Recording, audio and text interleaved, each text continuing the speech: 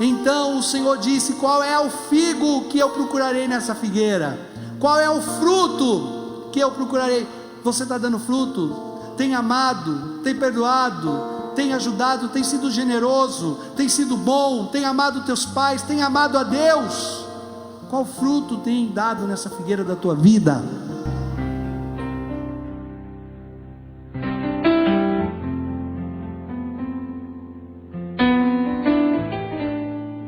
Então, meus irmãos, essa liturgia nos traz uma reflexão sobre a presença de Deus, como o nosso Deus é um Deus presente, um Deus que caminha com o seu povo, um Deus que se revela, não como os falsos ídolos, um Deus que não tem boca, um Deus que não escuta, um Deus distante, a qual os homens desconhecem, mas um Deus que se revela, que se aproxima e que nos ensina os seus caminhos, porque quer que a sua vida seja a nossa vida, que quer converter os nossos caminhos. Então a liturgia fala sobre essa conversão que se dá pela experiência desse Deus que se revela.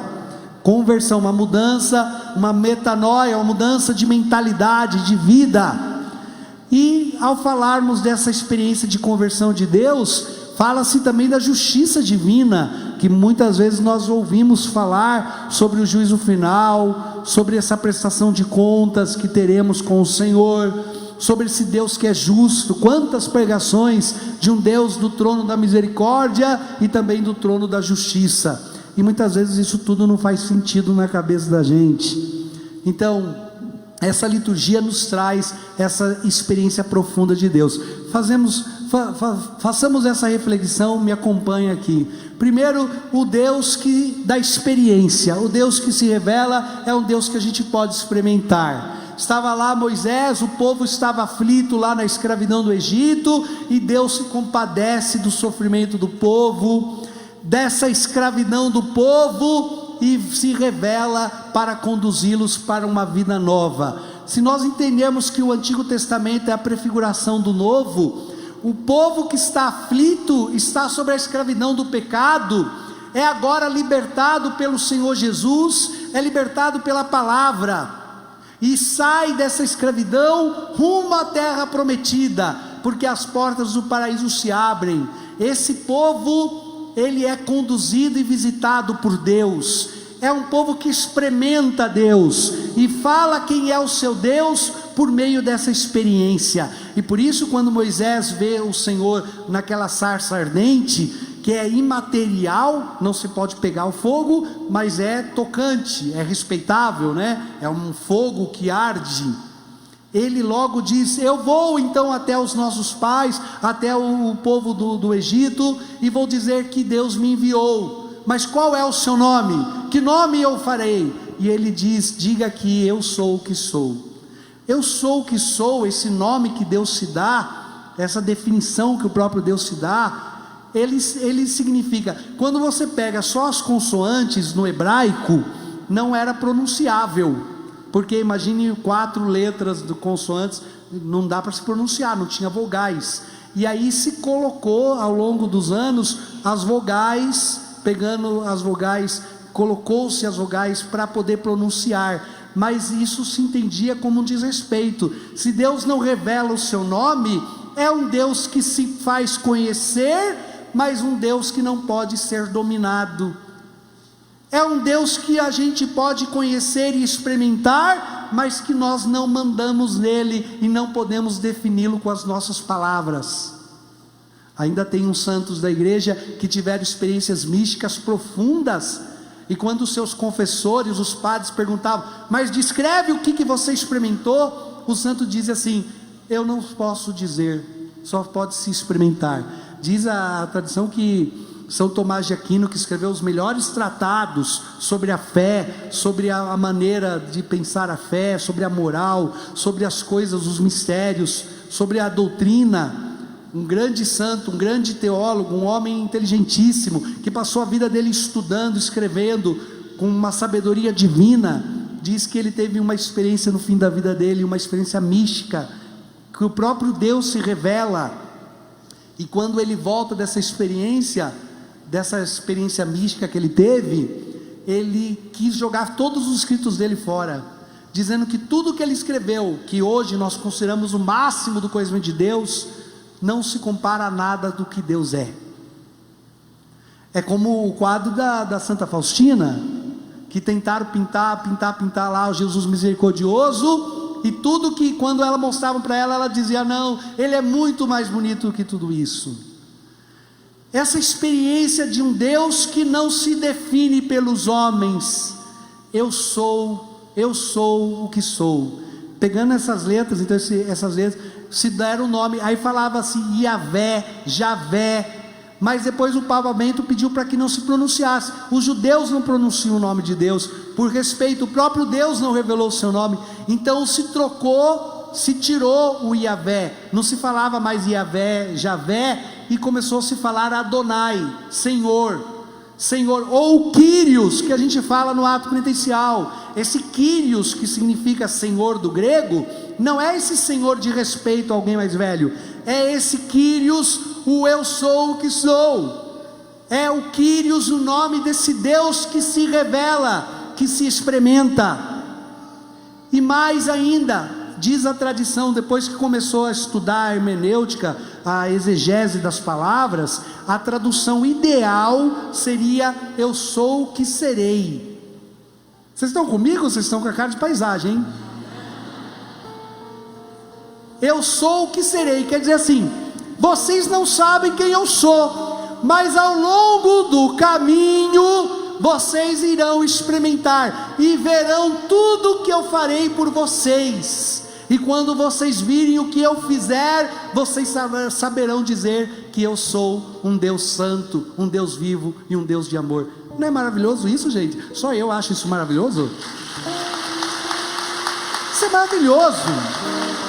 E por isso, na segunda leitura, São Paulo vai dizer assim: olha, esse Deus que tirou vocês do Egito, que batizou vocês no rio, nas nuvens, que alimentou vocês com maná, que deu a água da rocha, um Deus que vocês experimentaram ao longo do caminho, é esse Deus que se revela na vida de vocês, um Deus de experiência, e é um Deus de experiências pessoais, não uma ideia, um Deus de experiências únicas e pessoais, que te conhece pelo nome.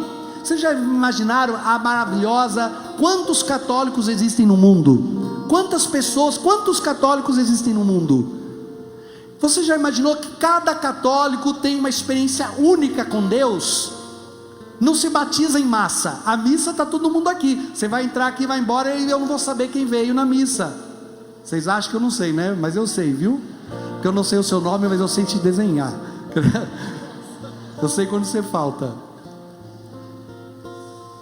Nós temos uma experiência única de Deus. Quando nós estamos na missa, todo mundo é uma multidão, mas você teve uma experiência única com Deus. No dia do teu batismo, era você e o Senhor naquela água. No dia da tua primeira comunhão, em cada Eucaristia, Deus, eu não sei quem é você, e eu não sei se você está na missa, mas cada Eucaristia, Deus vem até você para uma experiência pessoal, íntima, porque é um Deus de relações pessoais. Eu sou o Deus de Abraão, eu sou o Deus de Isaac, eu sou o Deus de Jacó, eu sou o Deus de Jesus Cristo, eu sou o Deus de São Francisco de Assis, eu sou o Deus do Padre Anderson, eu sou o Deus, o seu Deus.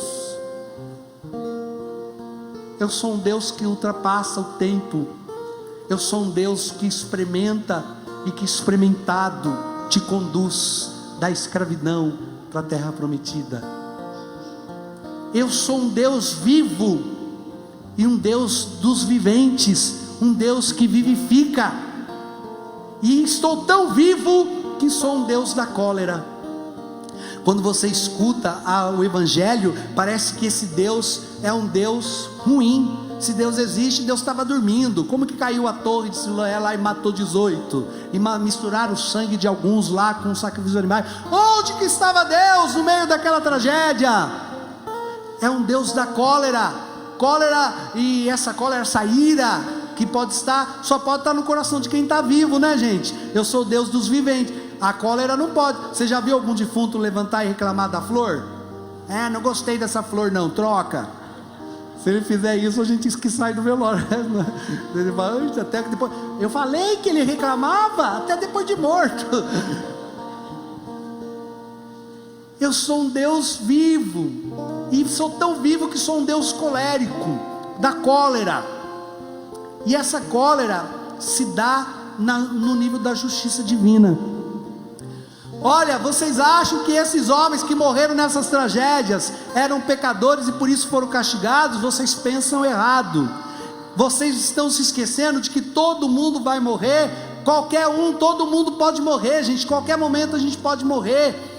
Nós estamos nessa vida, e a vida é frágil, mas vocês não foram criados para esse mundo e nem para essa vida. Essa vida vai passar, mas vocês podem morrer igual eles. Vocês podem morrer sem esperança. Vocês podem morrer sem a verdadeira fé. Vocês podem morrer esmagados pelo peso dos pecados. Vocês podem morrer na pior tragédia humana que pode existir, no pecado mortal. Morrer sacrificado junto com o sangue dos animais não é nada do que você morrer crucificado, morrer esmagado pelo peso, com a tua alma ferida e manchada pelo pecado que te rouba a vida eterna. Se vocês não se converterem, se vocês não experimentarem esse Deus vivo, se vocês não abrirem o coração, vão morrer como eles. Vai ser uma tragédia, porque morrerão e não participarão da vida eterna. Jesus foi batizado com 30, Jesus foi crucificado com quantos? 33, com quanto, igreja? Vocês sabem isso, né? Pelo amor de Deus, é o mínimo que vocês tinham que saber. Jesus morreu com 33. Então quantos anos de ministério Jesus teve? 3. O que ele falou no Evangelho? Eu vou contar para vocês uma coisa, para comparar com tudo isso que eu estou falando. Jesus disse o seguinte: um homem visitou por 3 anos uma figueira e não achou figo. 3 anos do ministério de Jesus, 3 anos visitando uma figueira. Jesus está querendo falar o seguinte: olha, quanto tempo eu estou visitando o teu coração, quanto tempo eu estou visitando a tua casa, quanto tempo eu estou passando na tua vida, e você não se converte. Vou dar uma aliviada. Quantas quaresmas você já viveu? Quantos anos, quanto tempo de cristianismo você tem? Pensa do dia que a tua cabeça abriu, tua cabeça dura abriu, e você começou a prestar atenção na missa. Porque tem uma fase que a gente vem na igreja, mas a gente não sabe o que está fazendo nela, né? Está dormindo, viajando na maionese. Eu vou na igreja que o banheiro lá é bom. Mas quanto tempo faz que você entendeu o que você está fazendo aqui? E eu pergunto para você: quanto tempo o evangelho está sendo pregado? Quantos pregadores, quanta eucaristia, quantos retiros, quantos momentos? Se o Senhor não achar figos, se o Senhor não achar frutos nessa tua vida, vai mandar cortar e jogar fora. Quer dizer, a vida vai acabar, meu irmão. Você não tem a vida toda, a vida vai passar, e talvez alguns de nós vamos morrer na juventude, vamos morrer na vida adulta, na velhice. Alguns morreremos de doença, outros de acidente, alguns de nós talvez morreremos de maneiras improváveis. Mas o problema não é morrer, o problema é como que a morte te encontrará. Se a morte te encontrar em pecado, a pior tragédia que poderia ter acontecido se dará na tua vida. Então o Senhor disse: qual é o figo que eu procurarei nessa figueira? Qual é o fruto que eu procurarei? Você está dando fruto?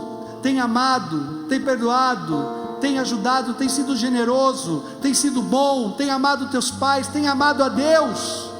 Qual fruto tem dado nessa figueira da tua vida? Esse Deus colérico, ele tem sim uma ira santa. Existe uma ira santa, sabia?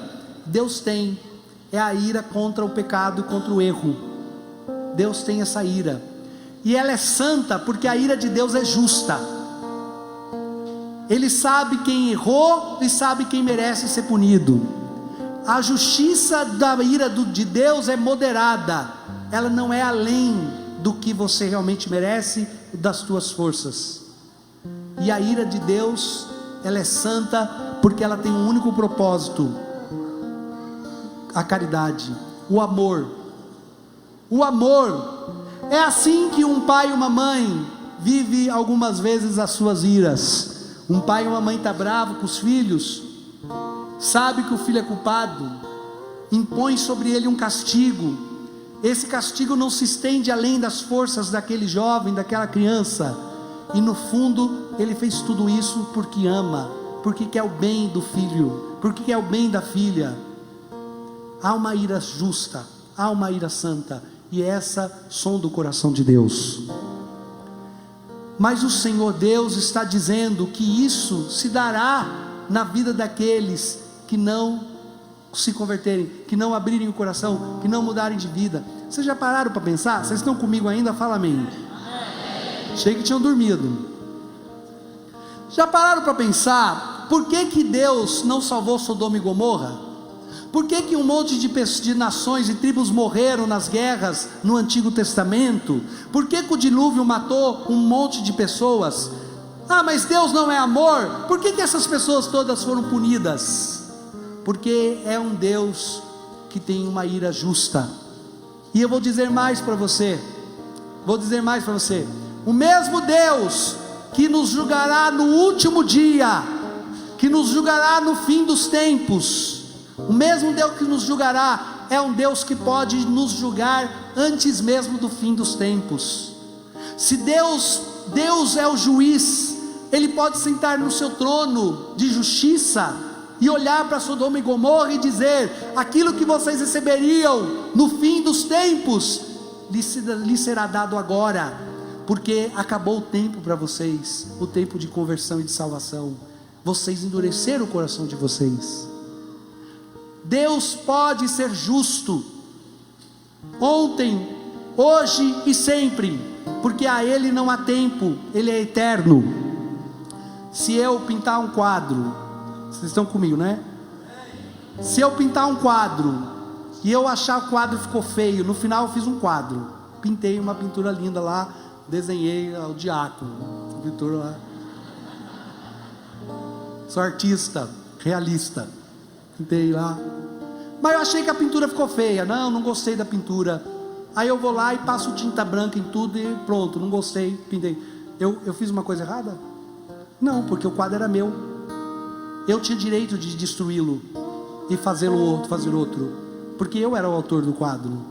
Agora, se eu pintar um quadro e você vir destruir o meu quadro, você fez uma coisa errada. Vocês entenderam? Por que é errado para nós julgarmos os irmãos e decidirmos quem vive e quem morre? Porque não somos o autor da vida. Mas Deus é. Deus pode sentar nesse trono de justiça. Amados irmãos, esse Deus, essa ira de Deus, que é uma ira justa, também deve sondar o nosso coração. Imagine se você pegasse toda essa raiva que você tem contra o pecado, contra os outros ou contra as coisas, e colocasse contra o pecado, colocasse contra o que está errado. Quanto nossa vida mudaria? Abro aspas para falar de uma ira que é pecado, uma ira que é injusta, uma ira que é errada e que está no coração de muitos de nós.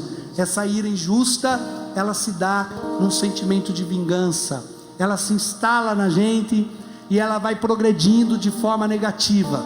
Ela começa como uma impaciência, a pessoa vai ficando impaciente com tudo e com todos, e a sua impaciência vai gerando um mau humor, a pessoa está sempre mal-humorada.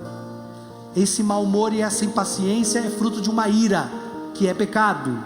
Essa ira da impaciência progride para uma irritação, e essa irritação faz com que você tenha atitudes desmedidas, gestos abusivos. Essa irritação vai progredindo, porque o pecado você acha que está feio, vai ficando pior. Essa irritação vai progredindo e ela vai se tornando no teu coração de tal forma uma raiva que você passa a ter rompantes de violência nas palavras, agredindo verbalmente e até nos atos, nos gestos, com brutalidade. E por fim, dominado pelo demônio da ira, o teu coração se entrega ao pecado, onde o furor te leva até a crimes como o assassinato, a vingança, as agressões físicas brutais e tantas outras coisas que vemos no mundo. Esta ira é pecado e deve ser confessada e deve ser vencida por você, por cada um de nós. Quais são os remédios para vencer essa ira, Padre? Primeiro, as consequências. Uma pessoa irada perde a sabedoria, porque não consegue avaliar as coisas com clareza. A pessoa irada perde a amabilidade, não consegue amar os seus, não tem mais carinho, afeição. A pessoa irada perde a vida interior, não consegue rezar, não tem mais paz para rezar, porque quando entra em 5 minutos de silêncio, os demônios que invadem o seu coração dominam os seus pensamentos e o assustam. Essa ira precisa ser combatida, e de forma corporal ela é combatida como? Primeiro, pessoas iradas não podem beber. Pessoas iradas, se querem viver uma vida mais santa, não pode tomar bebidas alcoólicas, porque a bebida alcoólica é um estimulante para a ira. Pessoas iradas não podem deixar de fazer penitências, mortificações corporais, por exemplo, tomar banho gelado, onde você domina o teu corpo e suporta também os sofrimentos. E aí tem as práticas morais. A pessoa irada deve sempre estar refletindo, meditando, dialogando consigo mesmo, negociando antes de tomar uma iniciativa, uma decisão. Deve pedir a Deus a graça de, a exemplo de Jesus, crescer no amor. Uma pessoa irada precisa sim abrir o seu coração e fazer, por meio da meditação, de leituras espirituais, uma renovação nos seus pensamentos. Meu irmão e minha irmã, converter o coração é o chamado desse Deus que caminha com a gente.